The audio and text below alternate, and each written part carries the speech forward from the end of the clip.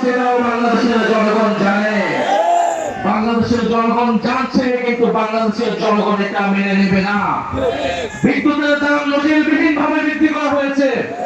গ্রামে গঞ্জে কোথাও বিদ্যুৎ পাওয়া যাচ্ছে না, দিনে 8 বার 10 বার করে লোডশেডিং হচ্ছে।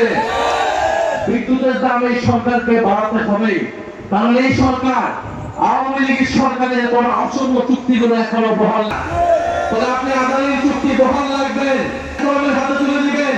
আপনি দুর্নীতি চাঁদাবাজি বন্ধ করার জন্য কোন ধরনের সংস্কার করবেন না, আর আপনার বাজেটকে বিরোধী দল প্রশংসা করবে, এটা বিরোধী দল থেকে অনেক বেশি দিয়েছেন। এই বাজেট বাংলাদেশের জনগণের কোন ধরনের অর্থনৈতিক পরিবর্তন করতে পারবে না।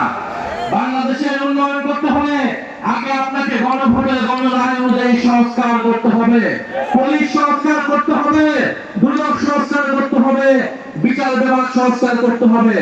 গতকালকে খবর পেলাম যে আপনাদের চট্টগ্রামে বাংলাদেশের ক্রিকেট টিমের একজন ক্রিকেটারকে পুলিশ তুলে এনেছে, ডিবি তুলে এনে নির্যাতন করে গেছে, এবং স্বরাষ্ট্রমন্ত্রী আজকে কক্সবাজার গিয়ে বক্তব্য করছে।